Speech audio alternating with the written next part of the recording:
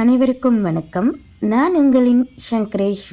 தங்களின் பொன்னான நேரங்களை என் கதைகளோடு பயணிக்க உங்கள் அனைவரையும் இன்பமாய் வரவேற்கிறேன். எழுத்து வாசிப்பு இரண்டும் நானே. நட்சத்திர கனவுகள் அத்தியாயம் 50.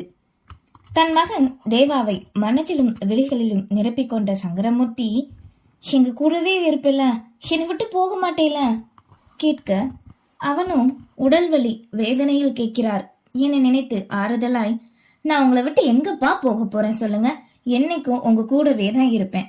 நீங்க எதையும் நினைக்காம மனசை போட்டு குழப்பிக்காம நிம்மதியா இருங்க. இதோ எல்லாருமே உங்களுக்காகத்தான் இருக்கும்.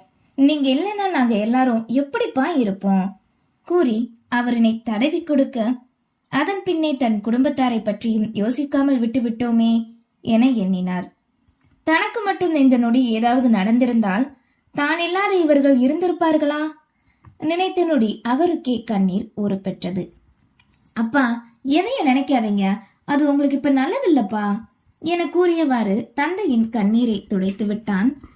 மற்ற பிள்ளைகள் சூழ்ந்து கொள்ள இரு பிள்ளை இல்லை என்றாலும் மற்ற தன் செல்ல பிள்ளைகள் நால்வரும் இருக்க, இப்படியே தன் மனம் குளிர தான் தன்னோடு இவர்கள் என்றும் இருக்க வேண்டுமென எண்ணிக்கொண்டார். அவரின் மனதினை கொஞ்சம் கொஞ்சமாக படிக்க ஆரம்பித்திருந்தாள் யாழ்மதி. பின் அதித்தி, சம்பந்தி வீட்டினர் அனைவரும் வந்து பார்த்து நலம் விசாரித்து சென்றனர். இளந்திரையன் அன்னையை சிறிது நேரம் வீட்டிற்கு அழைத்து சென்றுவிட, தமிழ்ச்செல்வியோ தந்தையின் கரங்களை பற்றி கொண்டு அவரோடு அருகிலே இருந்தார். கதை கதையாக சிரிப்போடு கூறி ஒரு வலையாக அவருக்கு வழி தெரியாது நித்திரை கொள்ள வைத்தார். சிறுவயதில் அவர் கூறி இவள் தூங்க, இன்றோ இவள் கதை கூறி அவர் தூங்கினார். வெளியே அன்னையோடு அமர்ந்திருந்த யாழ்மதியின் மனமோ தன் மாமனாரினை தான் சுற்றியே வந்தது. ஒருவேளை தேவாவை நினைச்சுதான் மாமா வேதனைப்படுறாரா? தேவாவுக்கு என்ன, சந்தோஷமா எந்த குறையும் இல்லாம தானே இருக்கிறாங்க, பின்ன என்ன கவலை? தேவாவிடம் மாமாவோட பார்வை வித்தியாசமா இருந்தது, தவறா எதுவும் புரிஞ்சுக்கிட்டு இருக்காரோ நினைத்து கொண்டு இருந்தாள் யாழ்மதி. அந்த நாளும் ஒரு வழியாக கடந்துவிட, இப்போது நன்றாக விழித்திருந்தார். சங்கரமூர்த்தி பேச்சும் சற்று குளறில் இல்லாமல் ஒலிக்க, தந்தைக்கு தேவையான மருந்து, மாத்திரைகள், ட்ரிப்ஸ் ஏற்றுவது என அனைத்தும் கவனமாக தேவா பார்த்து கொண்டாலும் அவனின் பணிக்காக செய்கிறானா என்ற எண்ணம் முளைத்தது. இப்படித்தான் குதர்க்கமாக நினைத்து கொண்டு படுக்கை வரை வந்துவிட்டார். இன்னும் ஏன் உனக்கு இப்படி ஒரு நினைப்பு? அதையும் தன்னைத்தானே மனதிற்குள்ளே கூறி பேசிக்கொண்டார். கோவிலில் சிறப்பு தரிசனம் மாதிரி இங்கே எந்நேரமும் சங்கரமூர்த்திக்கு சிறப்புதான். VIP அறையில் சகல வசதிகளோடு இருந்தார். வலி குறைய குறைய வந்து 4 நாட்கள் ஆகிவிடவே ஊரினை பற்றிய நினைப்பு. தன் மகனிடம் எப்போது வீட்டுக்கு செல்வோம் என்று கேட்க, அவனோ 10 நாளுக்கு மேலாகலாம் என கூறிவிட்டான். நீங்க எல்லாரும் ஊருக்கு போங்க, அங்க வீடு காடுகரை தோப்பெல்லாம் போட்டுட்டு இங்க வந்து இருந்தா எப்படி? குட்டிமா, உனக்கு காலேஜ் இருக்குல்ல, மதி நீயும் வேலைக்கு போகணும்லத்தா, கிளம்புங்க. முடியாது, எனக்கு இன்னும் அந்த வேலை அவ்வளோ முக்கியம் இல்ல, உங்களை பாத்துக்கிட்டுறதா உங்களுக்கு சத்தியம் பண்ணி கொடுத்துருக்கேன்ல நானு, எனக்கு நீங்க தான் முதல்ல முக்கியம். இல்லாமாமா, நீங்க இவங்க 3 பேரையும் கூட்டிட்டு போங்க உறுதியாய் யாழ்மதி கூறிவிடவே, அவள் உறுதி எடுத்தால் அதனை யாராலும் மாற்ற முடியாது. விஷாலாட்சியோ தன் கணவனோடு தான் இருப்பேன் என கூறிவிட, அடே இல்லா, உனக்கு வேலைக்கு உடனே போகணுமாப்பா? 2வது மகனிடம் தந்தை கேட்டார். இல்லப்பா, லீவ் எடுத்துக்கலாம், ஒர்க் ஃப்ரம் ஹோமா கூட மாத்திக்கலாம். அப்ப கொஞ்ச நாள் எங்க கூட இருக்கியாப்பா? சரிப்பா என உறுதி அளித்தான் இளந்திரையன். கொஞ்ச நாள் என்பதை வாழ்நாள் முழுவதும் ஆக்க வேண்டும் என்ற திட்டத்தை மனதில் வைத்தார் சங்கரமூர்த்தி. பின் அத்தைக்கும் தங்கச்சிக்கும் துணையாக இளந்திரையன் சென்றுவிட, நேரங்களும் நாட்களும் அதன் பின் காற்றாக கடக்க ஆரம்பித்தது. ஊருக்கு தன் அத்தை வந்துவிட்டார் என்ற செய்தியை அறிந்த இளையராணி பாட்டியிடம் கூறி அவர்களை காண வேண்டுமென கேட்டாள். முன்பெல்லாம் கணவனிடம் கேட்பவள் இப்போது பாட்டியிடமே உதவிக்கு வந்து நின்றாள்.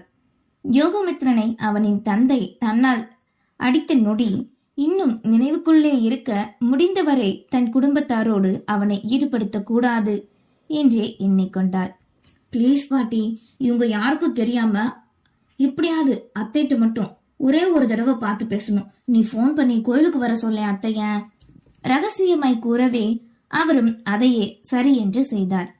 மாலை நேரம் போல் இளையராணி அழைத்ததால் சிவன் கோயிலுக்கு வந்து விடுவேன் என மகாலட்சுமி கூறியதும் அவரும் சரி என்றார். மாலை நேரம் பேத்தியும் பாட்டியும் ஒன்றாக கிளம்ப ஹாலில் அமர்ந்திருந்த நீலகண்டன் கண்டுவிட்டார். என்ன, 2 பேரும் கோயிலுக்கா போறீங்க? கையில் வைத்திருந்த பூக்கூடையை பார்த்து கேட்க வில்லு பிதுங்கி நடுங்கி பதில் கூறாது நின்றாள். ஆமாப்பா மகனே, இதோ இந்த வீட்டு மேல யார் கண்ணும் படாம வம்சமும் நல்லா தலைச்சு நிக்க ஒரு ஆம்பளை பையனை பெத்து கொடுக்கணும்னு இவளையும் கூட்டிட்டு இதோ இங்க பக்கத்துல இருக்கிற நம்ம சிவன் கோயிலுக்கு தான்ப்பா போறோம். நீயும் வேணா வாயேப்பா, இன்னைக்கு நல்ல விசேஷமான நாளா என்கவே. ஐயோ பாட்டி, என்ன இது, மாமனாரைய கூப்பிடுது. இளையராணியின் மனம் நினைக்க, நான் எதுக்குத்தா கோவிலுக்கு, நீங்க போயிட்டு வாங்க, இவ வேற மூட்டு வலியின் படுத்துட்டா என மனைவியை நினைத்து கூற, வர வச்சதே நான் தானடா மனதிற்குள் நினைத்து கொண்டார். அச்சோ, என் மருமவளுக்கு என்னாச்சு? நல்லா தானே இருந்தா மத்தியானம்? தட்டு நிறைய மணக்க மணக்க அள்ளி என் கையால வச்சு கறி குழம்பு தின்னாலே. எதுவும் ஒத்துக்கொடலையோ என்னவோ. ஆஸ்பத்திரி வேணா கூட்டிட்டு போக வேண்டியதானப்பா மகனே. ஆமா, இதுக்கெல்லாம் போய் ஆஸ்பத்திரிக்கு எதுக்கு, 2 நாள்ல சரியாயிரும். நீங்க டிரைவரை வேணா கூப்பிட்டுட்டு போங்க கோயிலுக்கு. டிரைவரா? இந்த நேரம் புள்ள காலார நடந்து வந்தாதானே குழந்தை சத்தா பிறக்கும். நானெல்லாம் அந்த காலத்திலேயே மாசமா இருந்தா எப்படி வேலை பார்ப்பேன் தெரியுமா? ஆனா இந்த கால பிள்ளைக இருக்குதுகளே என்று பேச்சை ஆரம்பித்தவரோ பேசிக்கொண்டே செல்ல, ஏண்டா உனக்கு இது தேவையா? சும்மா செவனேன்னு போய்கிட்டு இருந்தவங்களை போய் கூப்பிட்டையே. மனதில் நொந்து கொண்டார் நீலகண்டன். இனி இவரிடம் வாயை திறக்கவே கூடாது என்ற முடிவினையும் எடுத்து விட்டார். சரி சரி ஆத்தா, நேரமாச்சுல, நடந்து போகணும்னு சொன்னீங்கள, கிளம்புங்க என அவர்தான் விரட்டி அடிக்கும் நிலைமைக்கு வந்தது. சரிப்பா மவனே, வாத்தா போவோம் நம்ம என்றவரோ தன் பேத்தியை அழைத்து கொண்டு சென்றார். பாட்டி, நீ நம்ம வீட்டுல வாயவே திறக்க மாட்ட, ஆனா இங்க எந்த நேரமும் இவர்கிட்ட பேசிக்கிட்டே இருக்க. அப்போ நாங்க தான் நம்ம வீட்டுல உன்னை சரியா கவனிக்கலையோ? சந்தேகமாய் இளையராணி கேட்கவே, அதையே கூறுகிட்டவளே, இனி பாரு, அடுத்த தடவை நம்ம வெளியில வந்தா எங்கேன்னு ஒரு வார்த்தை கேட்க மாட்டேன் உன் மாமிங்காரன். வந்த ஒரு வாரத்துல நானே புரிஞ்சுக்கிட்டேன் உன் புகுந்த வீட்டாளுக எப்படின்னு. நீ என்னத்த 1 வருஷமா இருந்தையோ. நல்லா கேட்டுக்கோ, இதுக வாயை அடைக்கணும்னா நாம வாயை திறந்தாதான் முடியும். எந்த நேரம் எப்படி யாருக்கு சாதகமா பேசணும்னு முதல்ல புரிஞ்சுக்கோ. உன் அப்பனுக்கு முடியலன்னா உன் மாமனாருக்கு ஏக போக சந்தோஷம்னா அதை வேற வழியில நீ காட்டி கோவப்படுத்தணும். அதை விட நேருக்கு நேரா ஏமாமா இப்படி பேசுறீங்கன்னு கேட்க கூடாது. உன் மாமியாக்காரி இருக்காளே, அவ எல்லாம் வார்த்தைக்கு தான் ஆவா. சரியா இழிச்ச வாயிரி உன் மாமியா. நீ புள்ள பூச்சுன்னு தெரிஞ்சுக்கிட்டு 2 ஆடுதுக. நிறுத்துற இதுக ஆட்டத்தை. நீ எதுத்தா ஒன்னு குடும்பம் 2 பட போறதில்ல. அப்படியே 2 பட்டாலுமே எங்க போக போறாங்க? நாளை பின்ன பேரன் பேத்தி இவங்களும் வரத்தான் போறாங்க. என் பேராண்டியும் அப்படித்தான் இருப்பான். இப்பவே அவர் அவங்க அப்பா ஆத்தா கொடுக்க பிடிச்சுக்கிட்டு சுத்துறாரே பாட்டி எங்க இன்னும் புரியாத பேத்தியின் தலையில் கொட்டினார். நீ என்னைக்கு தான் புரிஞ்சுக்க போறதா?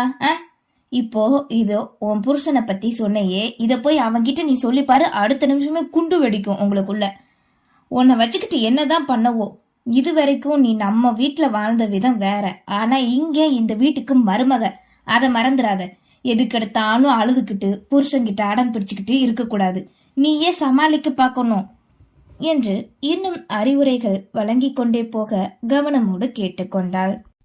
அவர்களின் இந்த கவனம் இவர்களுக்கு சரி, வருங்காலத்தில் படிப்பு முடிந்து வரும் ருத்ராவிற்கு சரி வருமா என்ன?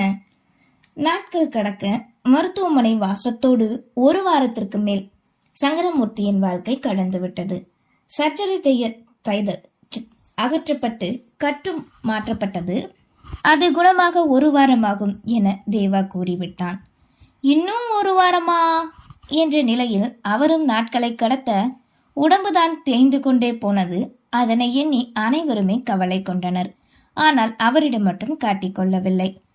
விஷாலாட்சி சிறிது நேரம், யாழ்மதி சிறிது நேரம், இரவில் தேவா அதிட்டியும் அவ்வப்போது வந்து பார்த்து கொண்டே இருந்தால், பசுபதி வரும் நோயாளிகள் மருத்துவமனையை எப்படி விரிவுபடுத்துவது என்பதை பற்றியே யோசித்து அதனை திட்டமிட்டார். தந்தையை பரிசோதித்துக் கொண்டிருக்கும் தேவாவை வந்து அழைத்தாள் அதித்தி. மாமா, பெயின் எதுவும் இல்லையே? ஜூஸ் நல்லா குடிங்க. ஏன் ஏசி ஆஃப் பண்ணி வச்சிருக்கீங்க? கேட்டவாறே போட முயற்சிக்க, வேண்டாமா அதித்தி. ஆமா, அப்பாக்கு அது பிடிக்கலாம், ஃபேனே போதும். என்னாச்சு, ஓபி பேஷண்ட் இல்லையா உனக்கு? தேவா கேட்க, ஓ சரி, இருக்காங்க, வேற டாக்டர் பாக்குறாங்க. தேவா, அப்பா உன்னை வர சொன்னாரு, டெவலப்மெண்ட் பத்தி கொஞ்சம் பேசணுமா. இதோ வரை முடிச்சுட்டு கூற யாழ்மதி கையில் உணவோடு உள்ளே நுழைந்தாள். அதித்திக்கா, உங்க ஹாஸ்பிட்டல் ஃபுட் டேஸ்டா இருக்கு, எல்லாருக்குமே ப்ரொவைட் பண்றீங்க போல. நான் கூட பேஷண்ட்டுக்கு மட்டும் இல்ல நினைச்சுக்கிட்டு இருந்தேன் இத்தனை நாள். முன்ன அப்படித்தான் இருந்தது மதி, இப்ப கொஞ்ச நாளா தான் அப்பா எல்லாருக்குமே கொடுக்க சொல்லிட்டாங்க ஃபுட். இதனால நோயாளிக்கு கூட வர சொந்தக்காரங்க இங்க தங்க ஆரம்பிச்சிடுறாங்க. ஓ சரி, ஆனா செலவு அதிகமா வருமே. என் அப்பா வருமானம் செலவு எதையும் யோசிக்க மாட்டாரு. அவருக்கு தேவை இந்த ஹாஸ்பிட்டல் எப்பவும் ரன் ஆயிக்கிட்டே, அதை கண்குளிர அவர் பார்த்துக்கிட்டே இருக்கணும். இதுதான் எங்க தாத்தாவோட கனவு ராஜ்யம். ஒரு நாளும் இதை நாங்க மூடவே மாட்டோம். இனி தேவா தான் இதை பார்த்துக்க போறான் என தன் கணவனை எண்ணி சந்தோஷமாக கூற கேட்ட சங்கரமூர்த்திக்கு இருதலை கொள்ளையாக மனம் தவித்தது. சரி போகலாம் வா மதி, நீ கவனிச்சுக்கோ கூறிவிட்டு இருவரும் செல்ல வாடிய முகமான தன் மாமனாரினை கண்டாள் யாழ்மதி. அவளுக்கோ இப்போது என்ன காரணம் என்பது முழுமையாக புரிந்துவிட்டது.